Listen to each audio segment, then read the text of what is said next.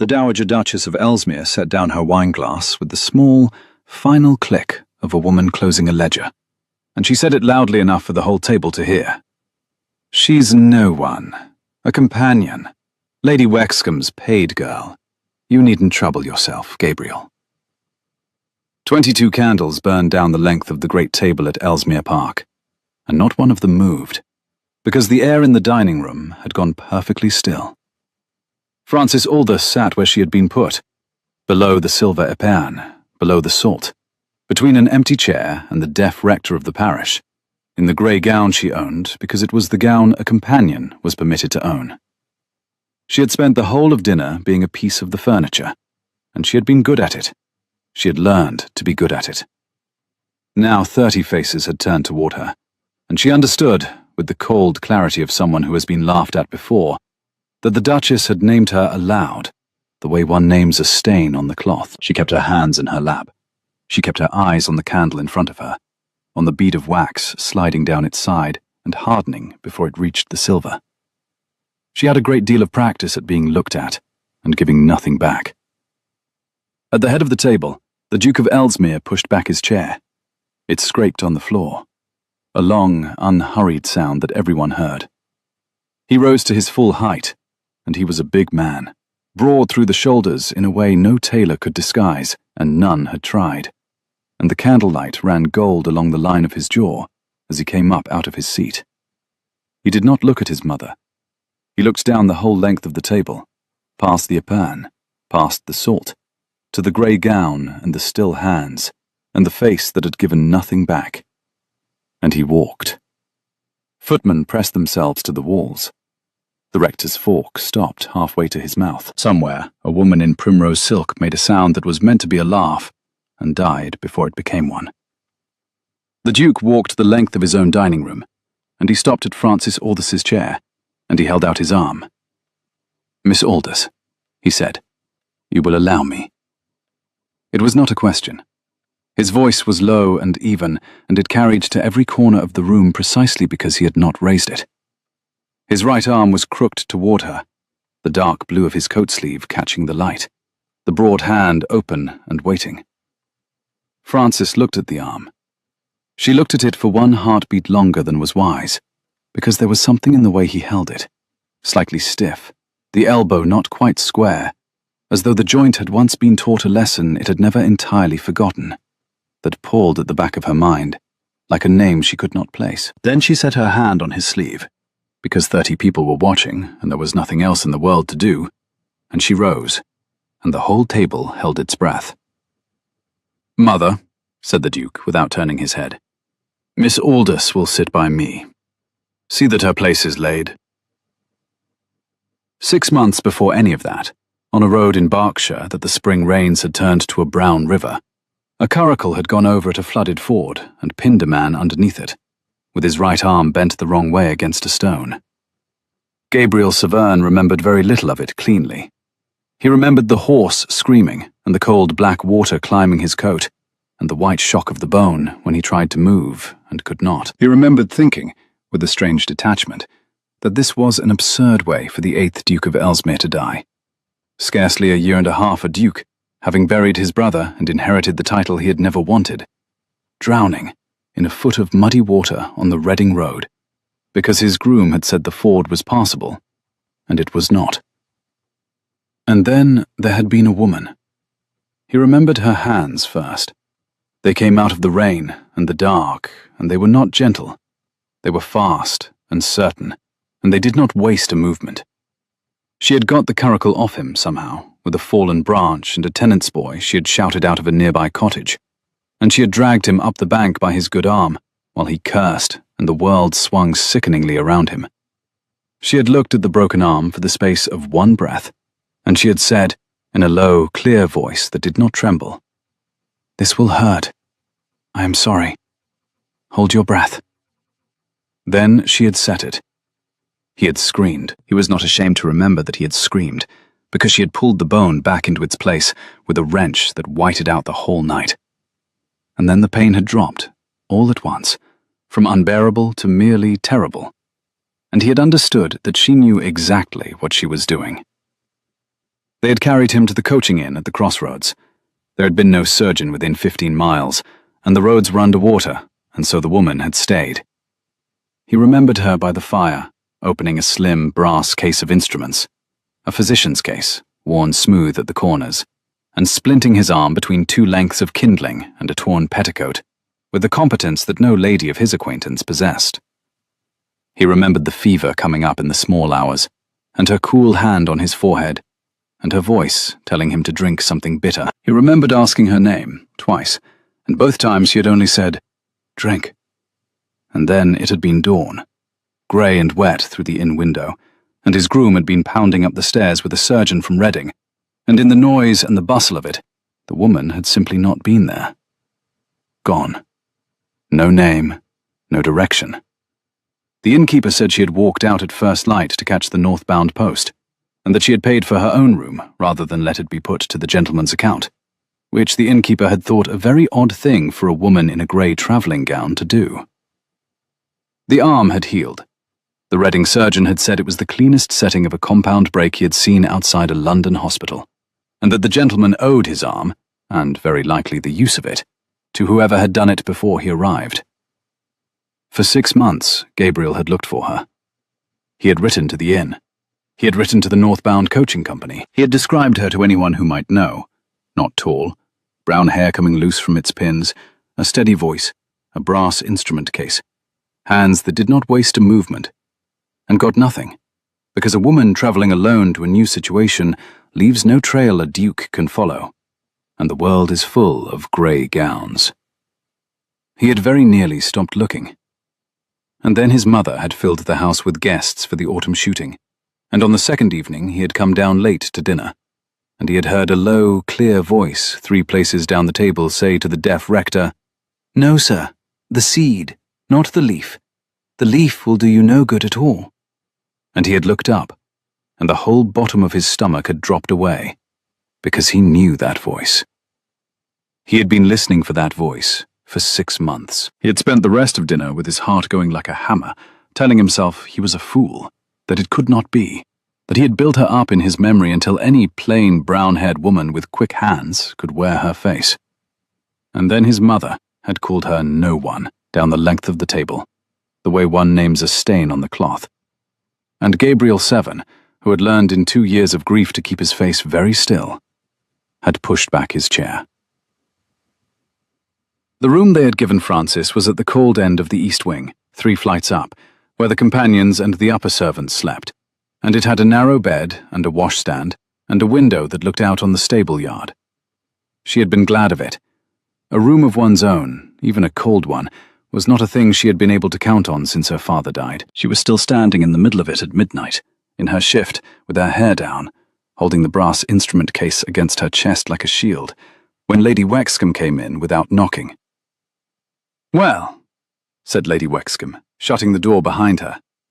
She was 71, small and upright as a poker, and she had buried 2 husbands and a great deal of her fortune, and retained both her diamonds and her sense of mischief. She lowered herself into the room's single chair with the care of a woman whose knees were her enemies. "I have not enjoyed a dinner so much in 20 years. Did you see Drusilla Carra's face? She looked as though she had bitten a wasp." "My lady." Francis's voice came out steadier than she felt. "I did not. I never asked him to." "Of course you didn't." Lady Wexcombe waved a beringed hand. "That is rather the point of it, child. A man does not cross a room like that for a woman who asks." She tilted her head, and her sharp old eyes went over Francis slowly, and something in them sharpened further. "What I should like to know is why. The Duke of Ellesmere has not noticed a living soul in 2 years, not since his brother died and dropped the whole weight of this place on him. He sits at the head of his own table like a man at his own funeral, and tonight he walks the length of it for my paid companion." She let that sit. "You are a great many things, Francis Aldous, but you are not a fool. So I will ask you plainly. Do you know him?" Francis thought about it. She turned it over honestly in the candlelight. The broad shoulders, the gold along the jaw, the low, even voice, the arm held just slightly wrong. She had never in her life been in a room with the Duke of Ellesmere. She would have remembered. "No," she said. "I have never seen him before this evening. I would swear to it." Lady Wexcombe studied her a moment longer, and then she made a small sound that might have been disappointment, or might have been the opposite, and she heaved herself up out of the chair. "Then we are in for an interesting fortnight," she said. "Go to bed. And Francis." She paused at the door, and for once there was no mischief in it. "Whatever he wants, hold your price high. They will all assume the worst of you in any case. You may as well make them assume it of a woman with a spine." She went out. Francis stood a while longer with the brass case against her chest. Then she put it down on the washstand, where she could see it from the bed, the way her father had always set it on the shelf above his desk, so that it was the first thing he saw in the morning. And she blew out the candle, and she did not sleep. The Duke did not sleep either. He sat in the library after the guests had gone up, in the wing where the staff had learned to leave him alone, and he turned a glass of brandy between his hands without drinking it. The fire had burned low. Across the room, on the great desk that had been his brother Marcus's desk, and his father's before that, a stack of estate papers waited that he had not been able to make himself read for a week. The chair behind the desk was empty. It was always empty. He had never once sat in it. 2 years a duke, and he still chose, every evening, the worn leather chair by the fire that had been the younger son's chair, because the desk was Marcus's, and to sit in it felt like theft. He flexed his right hand slowly, opening and closing the fingers, feeling the deep ache that came up in the joint whenever the weather turned wet. It would ache for the rest of his life, the surgeon had said. He had come to be glad of it. It was the only thing he had to remember her by. That, and a brass case he had never seen again. And a voice. "This will hurt. I am sorry. Hold your breath." She had been 3 places down his own table tonight. She had sat there through the soup and the fish and his mother's contempt, and she had given nothing back.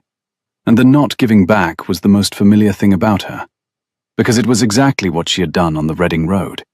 Pulled a screaming stranger out of a flood, set his bones, sat up all night with his fever, and asked nothing, and left before she could be thanked. She did not know him. He had seen it in her face when he held out his arm. Bewilderment, wariness, the flat, careful blankness of a woman bracing for a cruelty. She had looked at the arm too long. He had seen that as well, a flicker, a half-recognition she could not place. But she did not know him. Of course she did not. She had seen a fevered man in the dark for 1 night. He had spent 6 months learning the shape of her hands by heart. He drank the brandy then, all of it, and he set the glass down, and he made himself a promise in the empty room.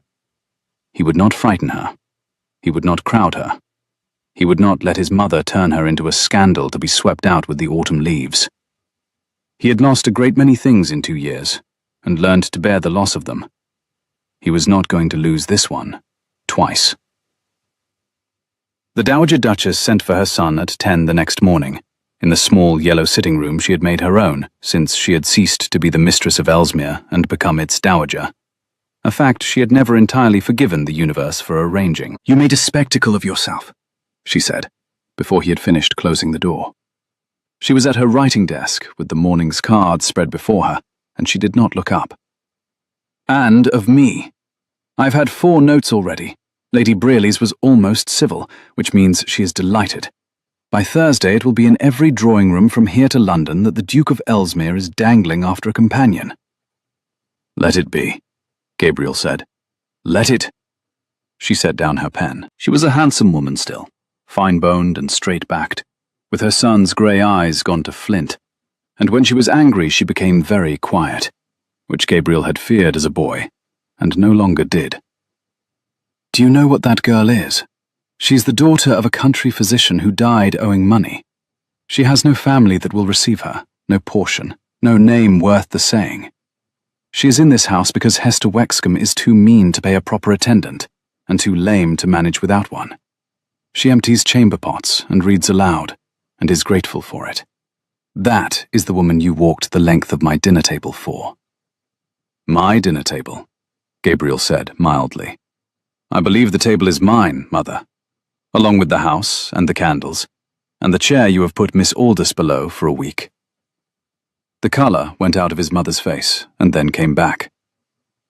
I am trying, she said, low, to protect you. You have a duty. There is a girl of birth and fortune under this very roof who would, Drusilla Carrow, who would make you an unexceptionable wife, and you know it, and you have known it since the spring, and instead, you choose to humiliate me in front of 30 people for the sake of a— Be careful, said Gabriel, what you call her. He said it gently.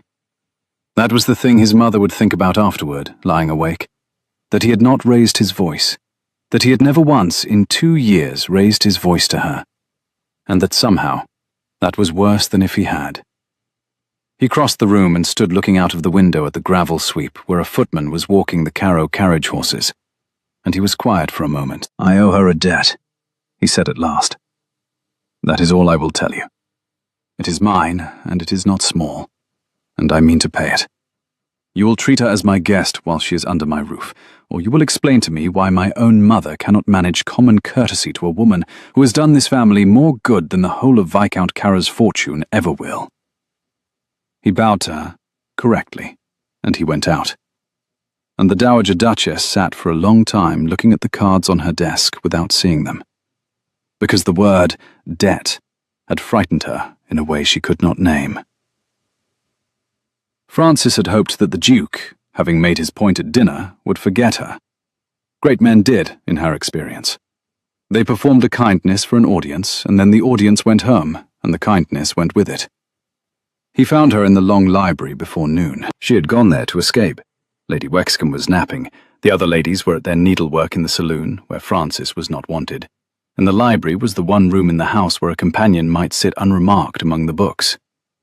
She had taken down a battered volume of Withering on the Foxglove, because it had been her father's chief subject, and she had not held it in 2 years, and she was reading it by the window, with her father's brass case open on the sill beside her. She liked to have it open. She liked to see the small bright tools laid in their velvet beds, when the door opened and the whole room changed its weather. Forgive me, the Duke said. I did not know the room was occupied. He had not, she thought, looked surprised to find her there. She rose anyway, the book held against her like a wall. Your Grace, I'll go. You will not. He came a few steps in. He was looking at the brass case on the windowsill, and something moved behind his face, some held-down thing she could not read. You are reading Withering. My father's book. She heard her own voice go careful and flat. He was a physician. I'll take it back to its shelf. Keep it. He stopped a polite distance off, his hands clasped behind him, and the formality of it was somehow more unsettling than if he had come close. Miss Aldous, I owe you an apology. Last night I put you in an impossible position for the sake of making a point to my mother, and you bore it with more grace than I had any right to ask. I am sorry for it. This was not what she had braced for. She had braced for charm, or for the slow circling that a certain kind of gentleman did around a woman with no protector. An apology was a door opening onto a room she did not know. You needn't apologize to me, Your Grace, she said. You may seat your guests wherever you please. It is no matter where I sit. It is a great matter where you sit, he said, and we both know it, so let us not pretend otherwise.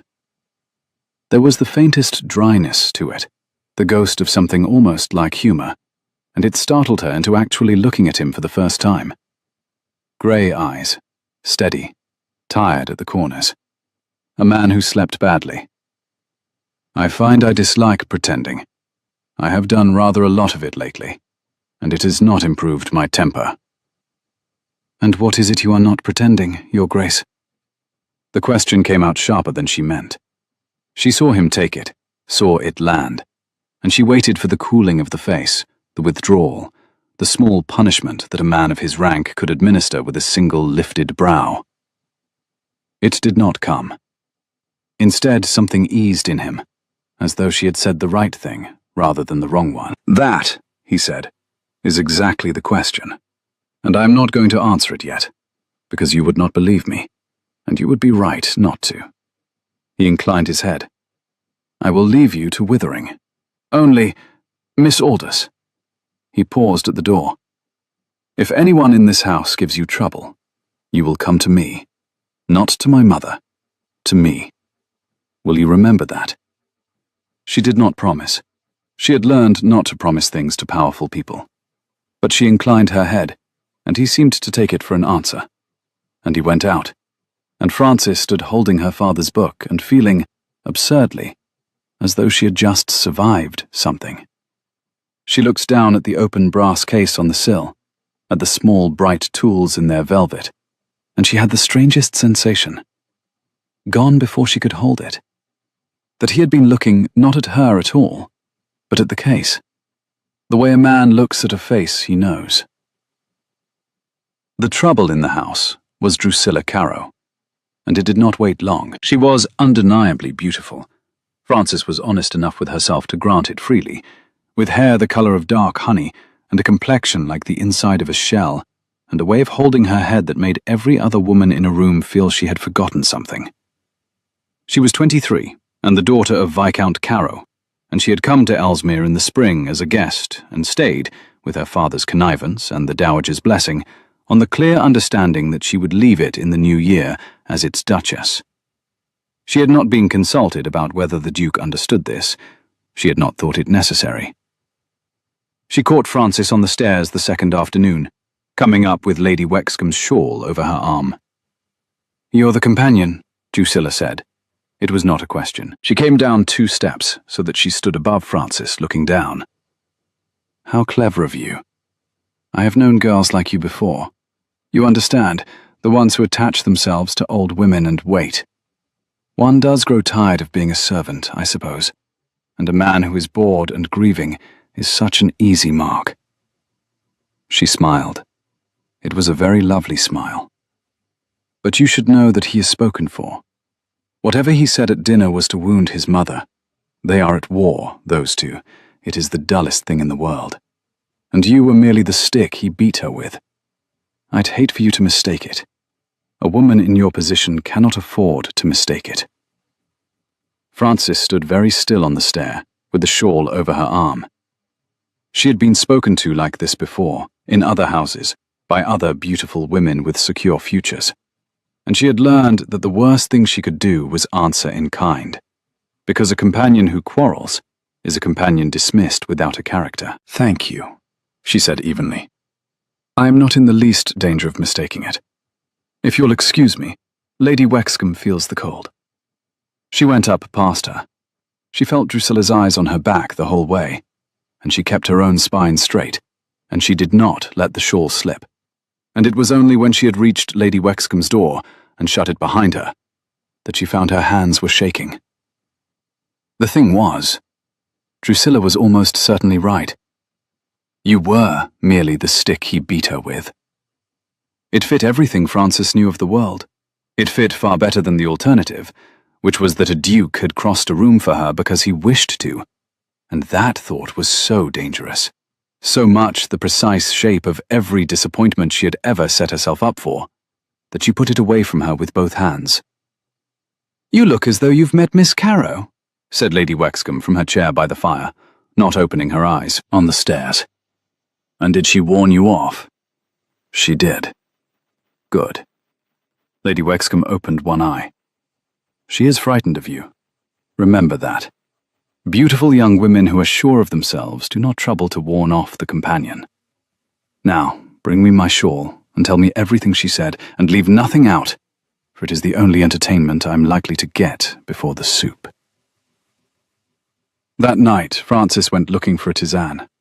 Lady Wexcombe's headaches came on with the change of weather, and the rain had come down all afternoon, drumming on the stable-yard cobbles below Frances's cold window, and by 10 o'clock the old woman was grey and pinched with it.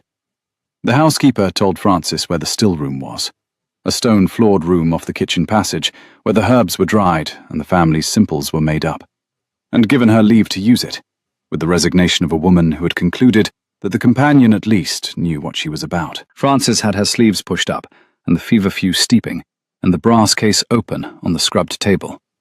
She had gone up for it. She always made up a draft with her father's measures.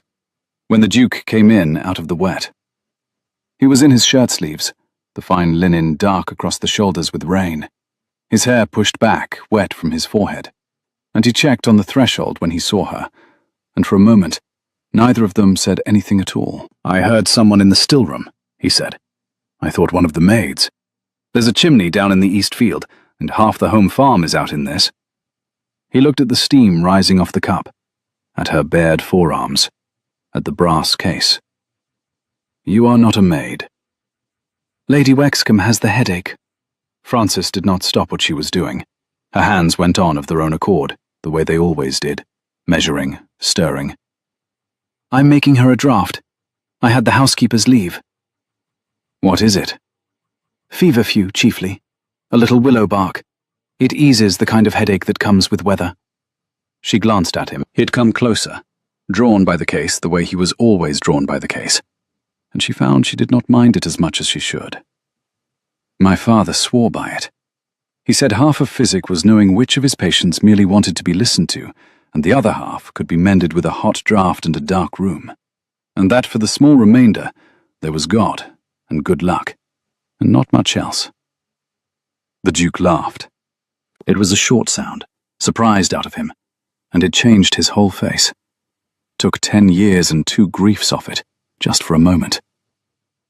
"I think," he said, "I should have liked your father." "Most people did."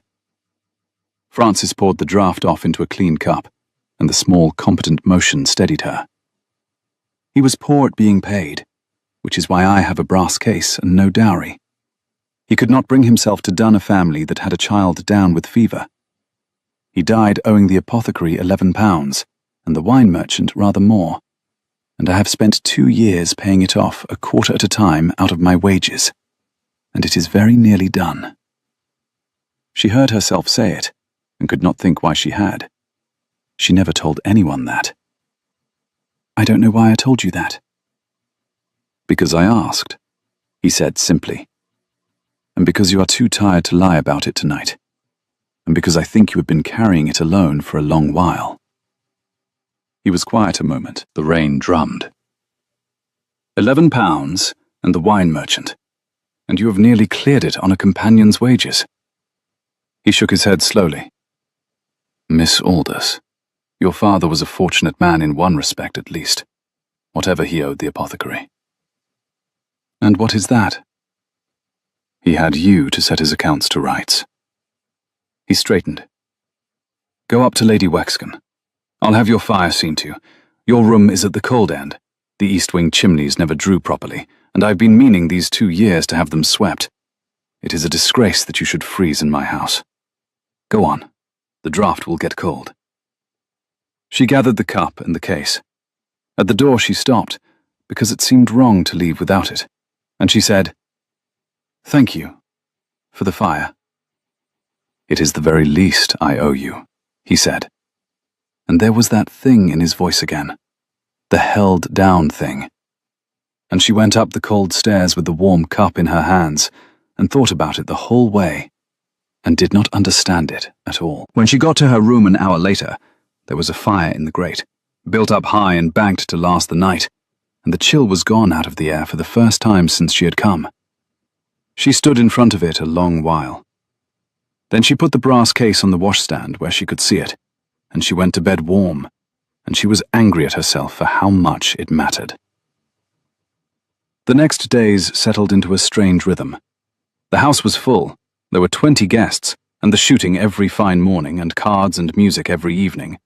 And in the midst of all of it, the Duke of Ellesmere conducted a quiet, stubborn, entirely public campaign of treating Frances Aldous as though she were a person.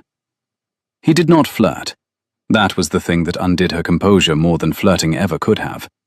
He did not corner her, or press her hand, or say the low, warm things that a companion learned to deflect. He asked her opinion of books, and then listened to the answer. He saw to it that she was no longer seated below the salt. She sat now among the upper guests, to the dowager's silent fury, and Drusilla Caro's cold smiles. And when the rector droned, and the conversation flagged, he would catch Francis's eye down the table with the smallest lift of one brow, an invitation to a private joke, and she would have to look down at her plate to keep from laughing. She told herself it meant nothing. She told herself it every night. And in a daze she found herself drawn into the work of the house, because that was who she was. She could not sit idle among idle people. When one of the undergardeners cut his hand badly on a billhook, it was Francis who was sent for, and she who cleaned and bound it, and showed the boy how to keep it dry, and word of it went round the servants' hall. When the Duke's own steward came to him grey-faced, with a quarter's accounts that would not reconcile, it was Francis, who had spent 2 years keeping a dead man's books out of debtor's court, who found the error in an afternoon, sitting at a corner of the library table while the Duke worked at the other end, the two of them passing pages back and forth in a companionable silence that neither of them remarked on, and both of them noticed. "You missed your calling," he said, when she laid the corrected page in front of him. "You should have been a man of business. You'd have ruined half the city." "I should have been a great many things," Francis said, "if I had been allowed to be any of them. As it is, I am a companion who is good at sums, which is a thing no one has the least use for." But she said it without bitterness, because the afternoon had been a good one, and she was learning, against every resolution she had made, that the hours she spent in the same room as Gabriel Severn were the best hours she had had in 2 years, and that this was a catastrophe she did not know how to stop. There was a night in that first week that she did not speak of either, though for a different reason. One of the younger housemaids, a girl named Susan, with chapped hands and a country wariness, took a fever. Nothing rare, nothing frightening to anyone but the girl herself, who lay in the cold servants' attic, shaking, and certain she was at her end, because no one had ever told her that a fever broke. The housekeeper, Mrs. Pell, came to Francis in the passage with her candle guttering and her cap askew, because there was no one else to come to. The village apothecary was 8 miles off over bad roads, and the Duke's own physician attended only the family. "You set the gardener's hand," Mrs. Pell said, half a question and half an apology. "I don't like the look of her, miss. I don't like it at all." Francis went up. The attic was raftered and freezing, the one window stuffed with rag against the draught, and the girl on the cot had worked herself into the particular terror of a person alone in the dark, with a body that has stopped obeying her. Francis sat down on the edge of the cot, and she put the back of her hand to the girl's cheek, and then to her throat, and she counted. And she did not let her own face change at all. "Now then," she said, "you are going to be very dull and very well by Thursday, and you are going to be cross that you frightened everyone for nothing. Fevers do this. They climb, and they sit at the top and roar, and then they come down, and yours is nearly at the top, which is the worst of it and the best of it, because it means the coming down is close." She wrung a cloth in the basin and laid it folded across the girl's brow. "Breathe out slow. There. Again." "Am I done for, miss?" the girl whispered. Her cracked lips caught on the words, and the cold tallow stink of the guttering stub filled the small space between them. "You are not," Francis said, "and I will tell you how I know. A person at her very end hasn't the strength to ask. You asked me twice, and the second time you were annoyed I hadn't answered the first. That is a healthy girl in a bad night, and nothing more." She wrung the cloth again. The basin water was already going tepid, and she heard the slow drip of it back off her fingers in the dark. And she kept her voice level, and she talked. About nothing.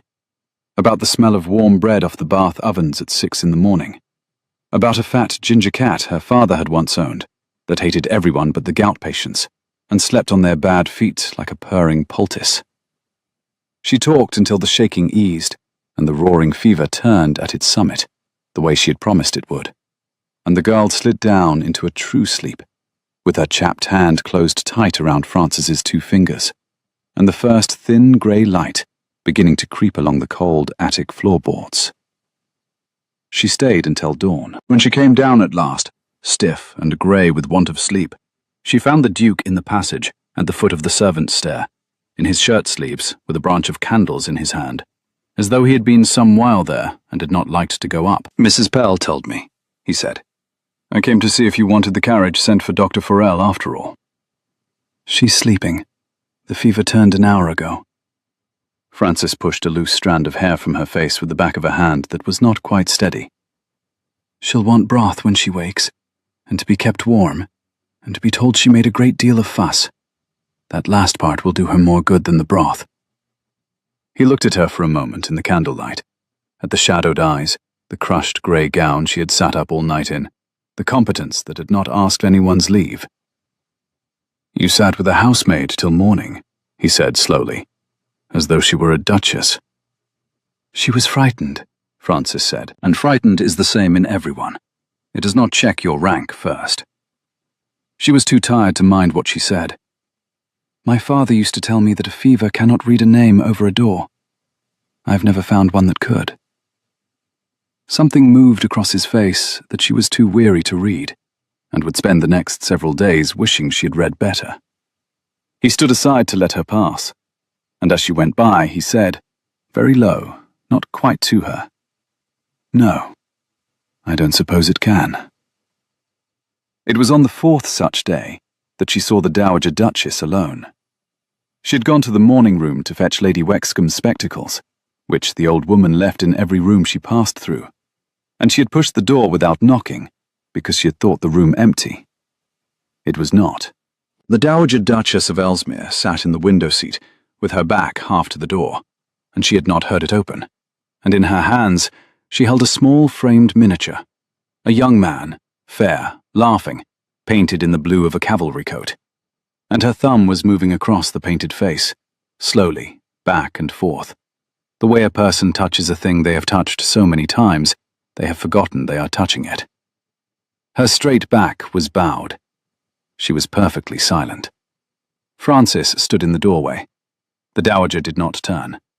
After a moment, Frances stepped back and drew the door to without a sound, and went away down the passage with the spectacles forgotten in the room behind her, and she did not tell anyone what she had seen, then or ever. Not because she was kind to the Dowager, who had given her no reason for kindness, but because there are some things a person should not be made to know was witnessed, and a woman alone with the face of her dead is one of them. She understood, after that, a little of why the Dowager Duchess was the way she was. It did not make her gentler. It only made her sad. The Dowager understood war, and she opened her next front at the card table. It was a wet evening, and they were at Silverloo in the saloon, the Dowager and Drusilla and Lady Brearley, and two of the shooting gentlemen, and Frances was where she usually was, a little apart, with Lady Wexcombe, ready to fetch and carry. The Dowager played a card and said, to the table at large, but not quite, "It is a pity about the Wexcombe woman's companion. Such a capable creature. One does wonder where a physician's daughter learns to manage a gentleman's accounts, and to bind up the gardener's hand, and dose the household. Quite the little surgeon. In my day, a young woman who knew so much of men's bodies was not generally a physician's daughter." She let it hang. "But I am old-fashioned." Lady Brearley tittered. One of the gentlemen looked at his cards very hard. Drusilla smiled into the candlelight. Frances felt the heat climb her throat. The thing about that particular cruelty was that there was no answer to it. To defend herself was to dignify it. To be silent was to seem to confess it. She had been here before. She knew how it ended, with a girl ruined by an implication she could not touch, swept out of a house in the morning with no character, because a Dowager Duchess does not need proof. She set down Lady Wexcombe's fan very carefully, so that her hands would not shake, and she was opening her mouth to say something, she never afterwards knew what, when Lady Wexcombe got there first. "In your day, Augusta," said Lady Wexcombe, in her clear, carrying old voice, not looking up from her own cards, "young women knew nothing of anything useful whatsoever, which is precisely why your generation buried so many of its children. Francis Aldous set my hip when I came down the assembly room steps at Bath 2 winters ago, and the surgeon was 3 streets off at his dinner, and I have walked on it since, which I should not be doing had I waited for him to finish his mutton. You will forgive me if I prefer a capable creature to a decorative one." She played her card. "Lou, I believe. The trick is mine." There was a silence at the table that was worth, Francis thought afterward, a year of her wages. The dowager's face did not change, but a muscle moved at the corner of her jaw. "How fortunate for you," she said, "to have found her." "Yes," said Lady Wexcombe placidly. "It was." And she scooped the countess to water, and the game went on, and Drusilla Caro's lovely smile had gone a little fixed. And Francis sat with her heart pounding, and her gratitude so large she could not have spoken it if she had tried. Later, on the stairs, she said, "My lady, you should not have. She will make you pay for it. She can make this fortnight very unpleasant for you." "Child," said Lady Wexcombe, climbing slowly, leaning on Francis's arm. "I am 71 years old. I have outlived everyone I was ever afraid of. And Augusta Severn has been giving herself airs since she was a viscount's plain daughter glad of a duke who would have her. There is very little she can do to me that the weather has not already done worse." She patted Francis's hand. "Besides, I find I have grown fond of you. It is a great inconvenience at my age, but there it is." It could not last, and Francis knew it could not. And the knowing of it sat under everything like a stone under still water. A house party ends. Lady Wexcombe would go home to Bath. Francis would go with her, back to the small, careful life of fetching and reading and being grateful. And the Duke of Ellesmere would marry Drusilla Caro, or some other honey-haired girl of birth and fortune, because that was what dukes did, and the 4 good days in the library would become a thing she took out and looked at on cold nights for the rest of her life. She had decided to be sensible about it. And then, on the second Sunday, the shooting party went out to the high coverts, and a gentleman's horse put its foot in a rabbit hole and came down, and the whole careful, sensible structure Francis had built came down with it. She was in the lower garden when they brought him in. Mr. Penrose, one of the shooting gentlemen, young and laughing that morning, and grey now, carried on a hurdle by 4 white-faced grooms, his right arm bent in a way an arm should not bend, the bone risen against the skin. "The surgeon," someone was shouting. "The surgeon was at Marlow. It would be 2 hours, 3. Francis did not remember crossing the garden. She was simply there, on her knees in the gravel beside the hurdle, and her hands were on the arm, fast and certain, not wasting a movement, and her voice came out of her low and clear and steady, the way it always did when there was a body under her hands that needed mending. "Set him down. Gently. Gently. You." She caught a footman by the eye. "My case. Brass, on the washstand, 3rd room past the green baize in the east wing. Run!" She looked at the white-faced grooms. "2 of you hold his shoulders. You, your belt, give it me. Mr. Penrose." She put her face close to his. His eyes were rolling. "Mr. Penrose, look at me. You have broken your arm. I am going to set it before the swelling locks it, and it is going to hurt very much. And then it is going to be a great deal better. Do you understand me? Hold your breath when I tell you." And the Duke of Ellesmere, who had ridden in at the head of the party and flung himself off his horse and come at a run, the Duke stopped, 3 feet away, and went absolutely still. Because he had heard those words before. He had heard that exact, low, clear, steady voice say those exact words on a flooded road in Berkshire in the spring, with the rain coming down and his own bone risen white against the night. "It is going to hurt very much. Hold your breath when I tell you." He stood frozen in the gravel and watched her set Penrose's arm, the brass case open on the grass, the splint bound between 2 riding crops and a torn coat, the boy's screaming dropping all at once from unbearable to merely terrible as the bone went home. And he understood, finally and completely and with a feeling like the ground tilting, that he had not built her up in his memory at all, that she was exactly what he remembered. That the woman his mother had called No One down the length of his table had once knelt in the dark and dragged a stranger out of a flood and given him back the use of his arm, and walked away at dawn rather than be thanked. "There," Francis was saying, low and certain, tying off the splint. "There, the worst is past. Carry him in, flat, mind the arm, and lay him in the green room, and send to Marlowe for the surgeon to dress it properly. But the setting will hold. It's a clean break. He'll keep the arm."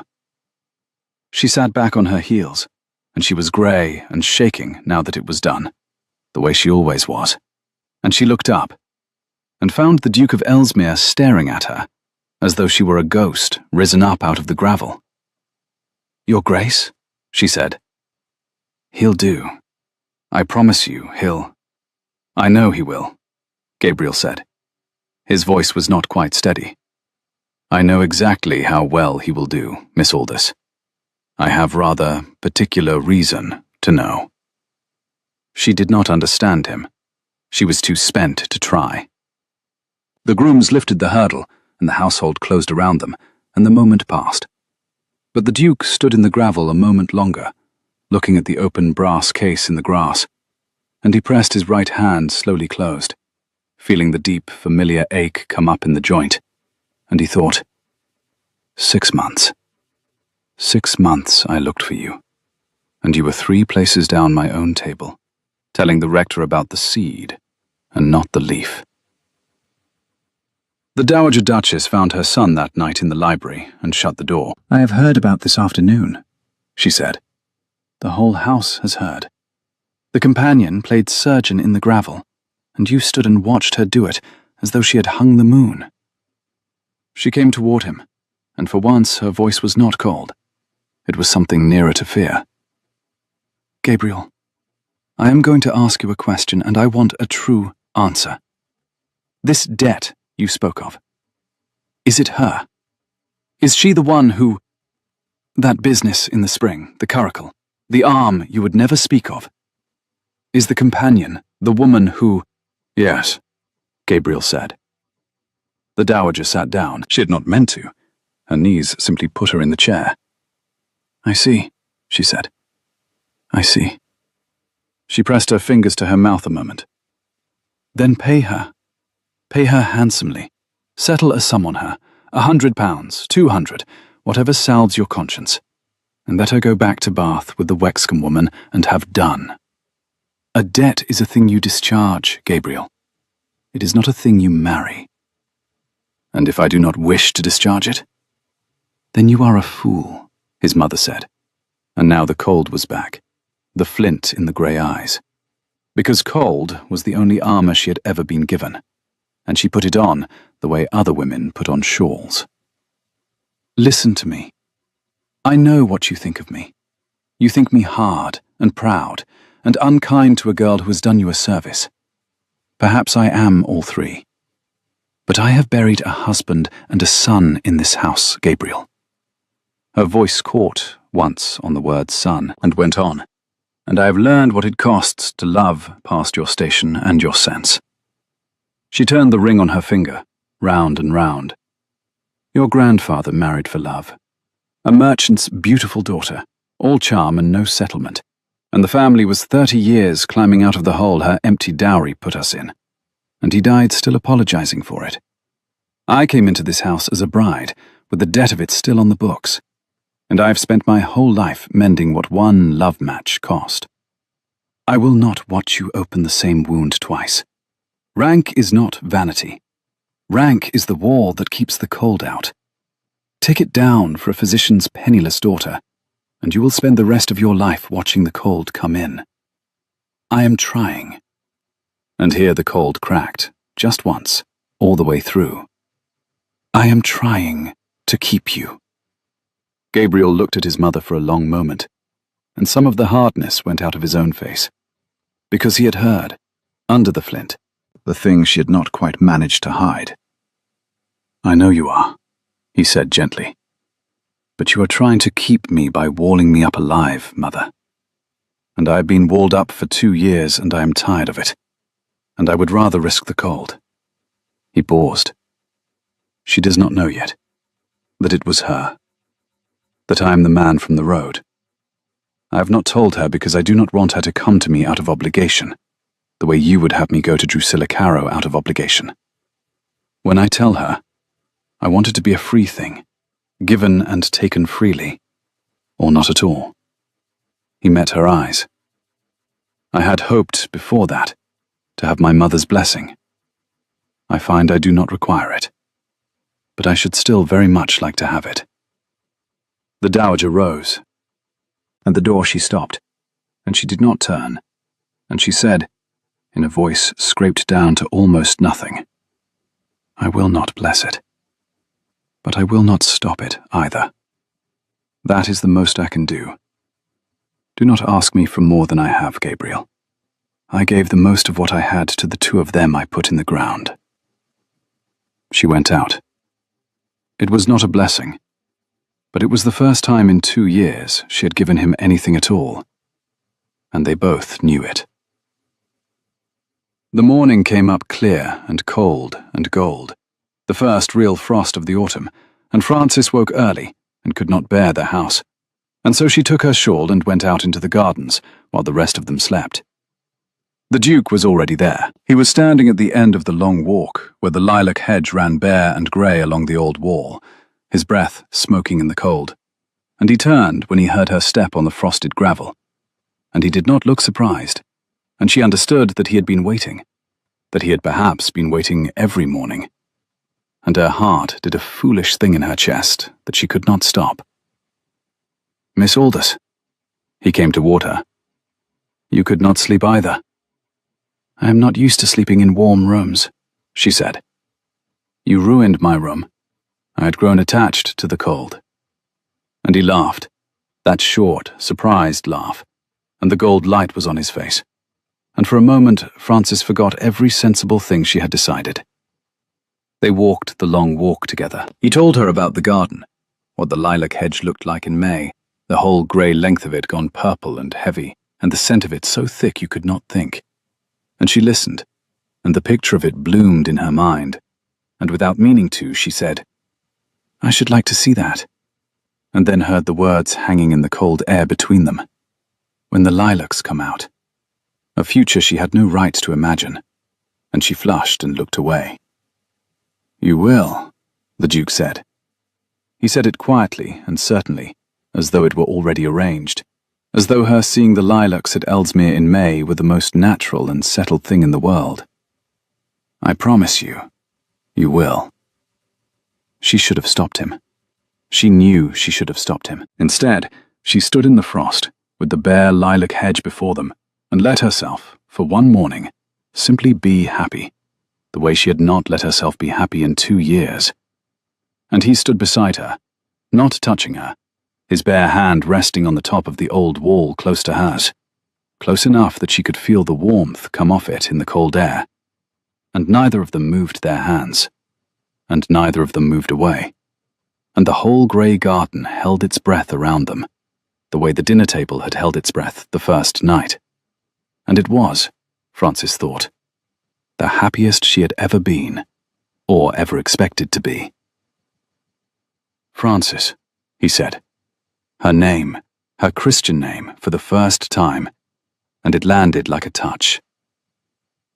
There is a thing I have to tell you. I should have told you days ago. I have been a coward about it because I was afraid that once you knew it, you would. A bell rang up at the house, then another, then voices, raised, and a door banging, and a footman running down the long walk toward them, calling the Duke's name. The moment broke. Whatever he had been about to say went back down inside him, and the gold morning was over. And they went up to the house together, not touching. And Frances would think for a long time afterward that if the bell had rung 1 minute later, everything might have been different. It was Drusilla Caro who broke it, and she did it cleanly, with a single conversation, the way a skilled hand fells a tree with one cut placed exactly right. She came to Frances's cold room that afternoon. She had never been above stairs in her life, and the climb had put a flush of temper in her shell-pink cheeks. And she did not sit, and she did not pretend to be kind. "You think he means it," she said. "I can see it in your face. You actually think the Duke of Ellesmere is going to throw over his name, and his mother, and a viscount's daughter for a companion who sets bones in the gravel."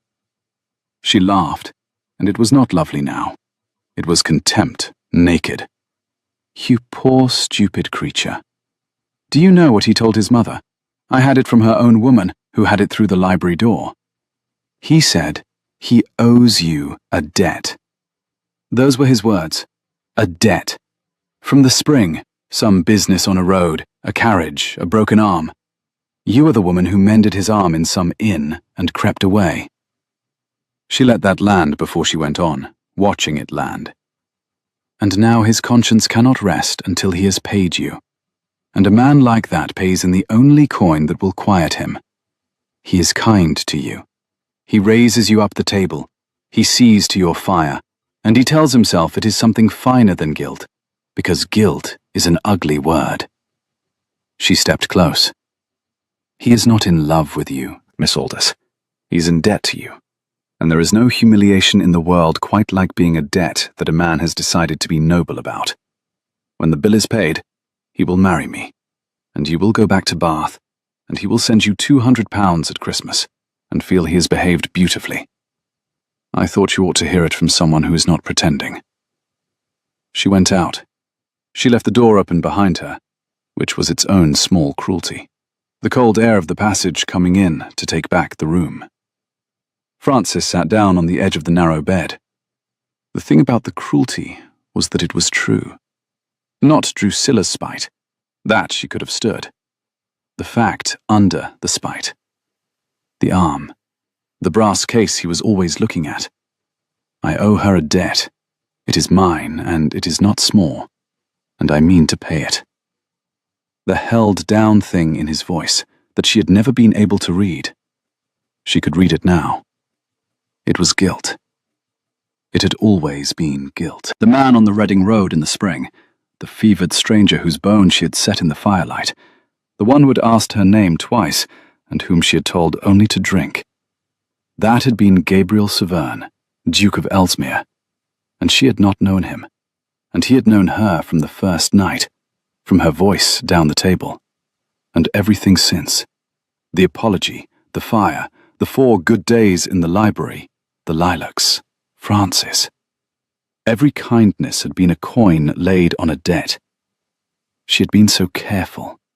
She had decided to be sensible, and she had let herself be happy in the frost this very morning. Had let herself say, "I should like to see that." Had let a man rest his hand a half-inch from hers on a cold wall, and let herself believe it meant the thing she wanted it to mean. He had crossed his own dining room for her, not because she was anything, but because she had once been useful to him in the dark, and a decent man does not forget a debt, and she had mistaken the paying of it for love. She got up. She moved very steadily, because steadiness was the only thing she had ever owned. She took down her box from the top of the press, and she began to fold the grey gowns into it. She would not stay to be paid. She had never in her life let a debt be paid to her face. She had walked out of the inn at dawn rather than be thanked. She had paid for her own room. She had carried her father's brass case and her own pride out of 100 houses where she was wanted only for what her hands could do. And she would not stay in this one to be a noble man's settled conscience. She would go before dawn. She would tell Lady Wexcombe she was unwell. She would catch the carrier's cart at the crossroads and be in Marlow by the time the house woke, and the Duke of Ellesmere could send his £200 at Christmas to an address she would take care he never had. He had stood up from the table to pay a debt. The arm he had offered her down the length of that room was the arm she had mended. It was an entry in a ledger, and she was the sum of it.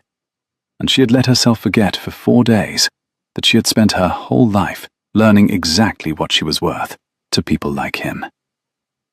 She folded the last gown. She set her father's brass case on top of it, the small bright tools in their velvet beds, and she closed the box and corded it. Then she sat down by the window to wait out the night, dry-eyed, looking at the stable yard where the carrier's cart would come. And she did not let herself weep, because weeping was a thing you did when you had been surprised. And she had not been surprised. She had only, for 4 days, forgotten to remember. She went down before first light, in the dark, in her travelling gown, the corded box too heavy on her hip, and the brass case in her free hand, feeling her way down the cold east stairs by the rail, because she dared not carry a candle and be seen. She was on the half landing when she heard it, a step above her, quick and angry, a voice she knew. The Dowager Duchess, of all people, down at this black hour, hissing her name into the dark. Miss Aldous, stop. I know what you are about. Hester Wexkin's woman heard you cording your box. And you will not, do you hear me? You will not creep out of my house in the dark like a thief, and have it said for the next 20 years that the Duke of Ellesmere drove a girl out into the— She never finished it.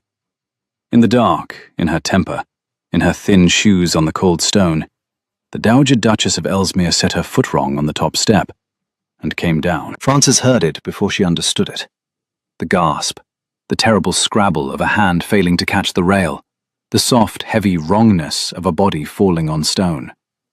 And then she had dropped the box and the case, and she was up the stairs in the dark with her hands already out, because that was who she was. That was the only thing she had never once in her life had to decide. The Dowager was crumpled on the half landing, white, her breath coming in shallow, tearing gasps, her right wrist cradled against her and bent. Frances's hands found it in the grey dark. Bent the wrong way, the small bones gone where they should not be. Be still, Frances said. Low, clear, steady. The voice did its old work. The Dowager's panicked gasping eased a fraction at the sound of it. You've broken your wrist and turned your ankle and knocked the breath from you, and none of it will kill you, and I'm going to see to all 3. Be still and let me. Can you feel your fingers? Move them for me. Good. Good. Nothing worse than the wrist, then. Her hands were already working, certain in the dark, finding the break, learning it. This will hurt, Your Grace. I am sorry. When I tell you, hold your breath. You— The Dowager's voice was a thread, in the grey light coming up now at the stair window. Her flint eyes found Frances's face, and they were not flint now. They were an old, frightened woman's eyes, stripped of every wall. You were leaving. I drove you to it, and you turned back to— Why? Why would you— Because your wrist is broken, Frances said, as though it were the simplest thing in the world, which, to her, it was. And I am the one who is here. Now hold your breath. She set it. The Dowager cried out, once, and then it was done, and the bone was home, and Frances was already tearing a length from her own petticoat to bind it, calling up the stairs now in her carrying voice for lights, for a man to carry her Grace, for someone to wake the house. And the house woke.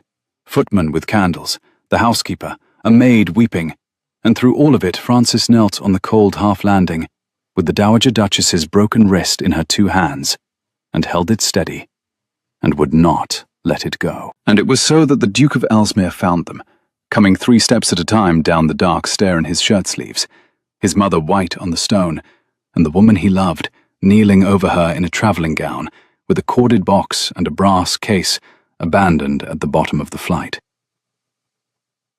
They carried the Dowager to her room, and Frances set the wrist properly by candlelight, and splintered it, and dosed her for the pain. And only when the old woman was asleep at last, grey dawn full in the windows, did Frances come out into the passage and find the Duke waiting.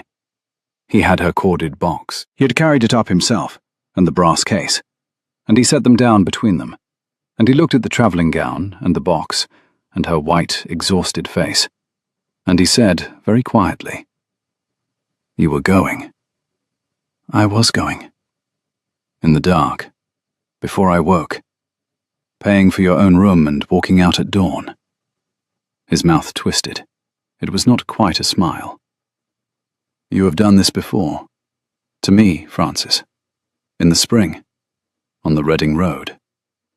And there it was, out at last, in the grey morning in the cold passage, and Francis felt the whole careful structure of her leaving go very still inside her. "So it was you," she said. "Drusilla told me. I told myself the spite in it was hers and only hers, but the fact underneath it fit too well to argue with. The arm, the case, the way you looked at it. It was you. The curricle at the ford, the fever. You're the man I—" She stopped. "You knew. From the first night at the table. You knew who I was, and I did not know you." "I knew you the moment you spoke to the rector," he said. "The seed, not the leaf. I have been listening for that voice for 6 months. I wrote to the inn. I wrote to the coaching company. I described your hands to half of Berkshire. And then my mother called you no one down the length of my table, and I—" He spread his hands. I stood up. I could not do anything else. "To pay a debt." Her voice came out flat and steady, and she was proud of how steady it was. "I understand it. You needn't be ashamed of it. You owed me your arm, and you are a decent man, and a decent man cannot rest while a debt stands. And so you were kind to me, and you raised me up the table, and you saw to my fire, and this morning in the garden you nearly told me, and the debt would have been discharged, and your conscience clear. I do understand. I would rather not be paid to my face. I never have been able to bear it, so I was going to go before you could." She bent for the box. "Send the £200 to Francis." He had not moved, but something in his voice stopped her hand on the cord. "Look at me. Is that what you think this is?" "It is what you told your mother. I owe her a debt." "I told my mother that because it was the only word she would hear," he said. "Because she does not believe in any reason a man crosses a room except duty, and debt was a thing she could understand. And I did not have the words yet for the true thing, and so I gave her the false one that was nearest to it." He came toward her, and he stopped close, and he did not take her hands. He only stood where she would have to look up at him. "Listen to me, because I am only going to say it the once, and then it is yours to do with as you like. I did not look for you for 6 months to pay you. A man does not write to half of Berkshire to discharge a debt. He sends a bank draft and forgets your face. I looked for you because for one night on a flooded road, a stranger with quick hands and a steady voice pulled me out of the cold, and would not be frightened, and would not be thanked, and would not stay. And I have not been able to stop thinking about her since." His jaw worked. "I did not know your name. I did not know your face in daylight. I knew your hands and your voice, and the way you said, 'Hold your breath.' And I knew that I had met, once, in the worst night of my life, the bravest and most maddening woman in England, and that she had walked away from me at dawn, and that I would have given the whole of Ellesmere to find her again." His voice dropped. "And then I found her, below the salt, in my own dining room, and my mother called her no one, and I have spent 2 weeks falling in love with her over Withering's foxglove, and a column of figures, and a frost-cold garden.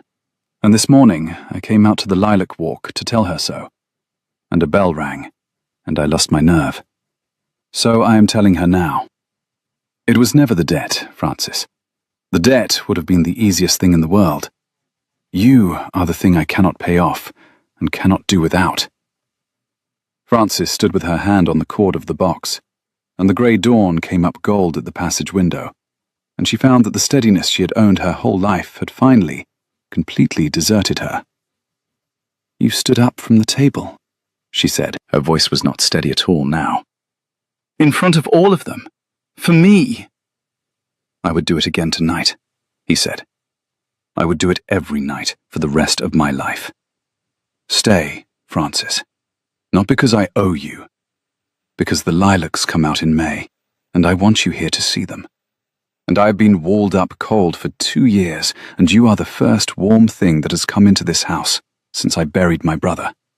And I love you, and I have for 6 months, and I knew it before I knew your name." He looked at her, and there was nothing held down in his voice now, nothing hidden.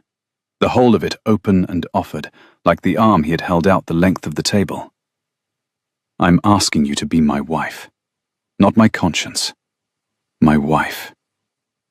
Frances let go of the cord. I should warn you, she said, and a laugh came up through the tears that had finally arrived, helpless and unsteady and entirely beyond her control, that I am very poor at being paid. And I will run your accounts whether you wish it or not. And I will not stop setting bones in the gravel, and your mother does not like me in the least.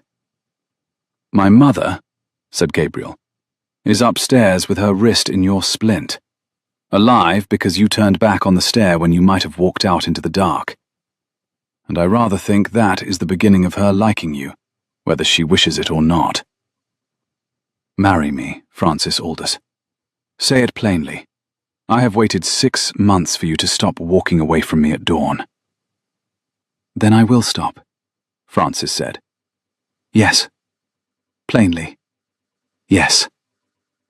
He took her hands then, both of them, the quick, certain hands that had set his bone in the firelight, and he raised them to his mouth, and the grey passage was full of gold, and somewhere below a footman was lighting the fires, and the great cold house of Ellesmere was beginning, for the first time in 2 years, to wake up warm. The Dowager Duchess sent for Frances 3 days later, when she could sit up against her pillows with her splinted wrist on a cushion, and Frances came, because she had been raised to come when she was sent for, and old habits did not break in a week. For a while the Dowager said nothing. She looked at the splint on her wrist, Frances's neat work, the binding exact, the small, bright competence of it. And then she looked at Frances, standing by the door with her hands folded, waiting to be told what she was. My son tells me you are to marry him, the Dowager said. He has asked me. I have said yes. Frances kept her voice even. I know it is not what you wished. I will not pretend it is. But I will not pretend I am sorry either. And I think you have had enough of people pretending things at you, Your Grace. So I will not add to it. Something moved in the Dowager's face. Surprise, and under it, grudgingly, something almost like respect. She reached, awkwardly with her good hand, to the table by the bed, and took up a folded paper, sealed, and held it out. Take it, she said. When Frances came and took it. It is in my own hand. I wrote it left-handed, which is why it is a disgrace to look at, and it cost me more than the writing of it to set down. Read it. Frances broke the seal and unfolded it. The hand was cramped and wavering. The letters of a proud woman who had taught herself in 3 days to write with the wrong hand, rather than dictate a private thing to a servant. She read the first line aloud, because she could not quite believe it, and her voice caught. To whom it concerns. The late Dr. Edmund Aldous of Reading was a physician of rare skill and rarer honesty, to whom the family of Ellesmere stands in a debt it can never fully repay, and whose daughter, Frances, does him and us honour. You will find, said the Dowager, looking at the wall and not at Frances, that I have written to the apothecary at Reading, and to the wine merchant, and to every soul your father died owing, and that the accounts are settled in full, and that his name is clear in that town as it should always have been. He mended people who could not pay him. A man like that should not lie in the ground a debtor. It was... Her voice was very low. It was not right that he did. It has been put right. She paused. The good hand smoothed the coverlet once, the gesture of a woman who needed something for her fingers to do. I find I do not like owing things any better than you do, Miss Aldous. We are alike in that, you and I, which is a thing I did not expect, and do not entirely welcome. Her mouth made the smallest movement, the ghost of her son's dry humour, run down to her through the same hard line. My son could have done a great deal worse. He has, in fact, an arrangement with Viscount Carrow that I encouraged for the better part of a year, and I have this morning written to break it, and the Viscount will be very angry, and his daughter angrier, and the connection and the fortune are both lost to us. She looked at her splintered wrist, at the neat, exact binding. "And I find I do not greatly care. I have buried the two people I loved most in the world for the sake of keeping the cold out. And a girl I called no one knelt down on a cold stair and would not let me break worse than my wrist. So." She drew a breath. It cost her, visibly, the way the first step on a turned ankle costs. "I was wrong. There. I have said it, and you may tell my son I said it, for he will not believe you, and it will do him good to hear it twice. You are not no one, Francis Aldous. You never were. I called you that to make it true, and it would not stay true, and I am too old and too lately frightened to go on saying things that will not stay true." She turned her face away. "Now go. I am tired, and I have humbled myself enough for one morning to last me the rest of the year." Francis stood holding the letter in her father's clear name, the cramped, wrong-handed lines of it swimming, and she did a thing she had not planned, and could not have explained. She crossed to the bed, and she took up the Dowager's good hand, and she held it. "Thank you," she said. The Dowager Duchess of Ellesmere did not pull her hand away. After a moment, stiffly, the fingers closed on Francis's own, and the two of them stayed like that a little while in the quiet room. The proud old woman and the physician's daughter, the wall between them not gone, it would never be quite gone, but with a door in it now, narrow and grudging and real, that had not been there before. They were married in the spring, in the small church at Ellesmere, when the lilac hedge along the old garden wall had gone purple and heavy, and the scent of it lay so thick across the long walk that, Francis found, that Duke had been entirely right. You could not think for the sweetness of it. It was a quiet wedding by the standards of dukes. Lady Wexcombe came up from Bath and wept all through it, and pretended it was the cold. The Dowager Duchess sat in the front pew very upright, her wrist long since mended, and said afterward that the bride's gown, deep lilac silk, the colour of the hedge, chosen by the bride herself against every counsel of fashion, was not at all the thing, and then was observed by Lady Wexcombe to dab once at her eye with the back of her glove, and call it the draught from the door. And in the years that came after, the great cold house of Ellesmere was not cold any longer. There were children in the long gallery, and dogs in the library, and tenants at the door who asked, when they were hurt or feverish, not for the surgeon at Marlow, but for her Grace, who would come with a slim brass case worn smooth at the corners, and quick hands that did not waste a movement, and a low, clear voice that told them to hold their breath. The brass case lived now on the mantel in the morning room, open, the small bright tools in their velvet beds, the first thing she saw of a morning, the way her father had kept it. And no one in that house ever again called the woman who carried it no one, because the Dowager Duchess herself, in her last years, had taken to calling her my daughter, and what the Dowager called a thing at Ellesmere tended to stay called. On the morning of their first wedding day, Gabriel found Francis at the end of the long walk where the lilac hedge ran heavy and purple in the May sun, exactly where they had stood in the frost 2 autumns before, with their bare hands a half-inch apart on the cold wall. The scent of the lilacs was everywhere. He came up beside her and rested his right hand on the top of the old wall, the arm she had sat on a flooded road 2 springs ago, the arm he had offered her the length of his dinner table. And this time she did not leave a half-inch of cold air between them. She laid her hand over his. "You said I should see them," she said. "The lilacs. You promised." "I keep my promises," said the Duke of Ellesmere, "if I am given long enough." And he turned her hand over in his and kissed the palm of it, the quick, certain palm that had mended him in the dark, and the whole purple hedge breathed its sweetness over the two of them. And Frances Severn stood in the warm May morning in the garden of her own home, and was, at last, exactly where she had stood, and exactly who she was, and not no one at all.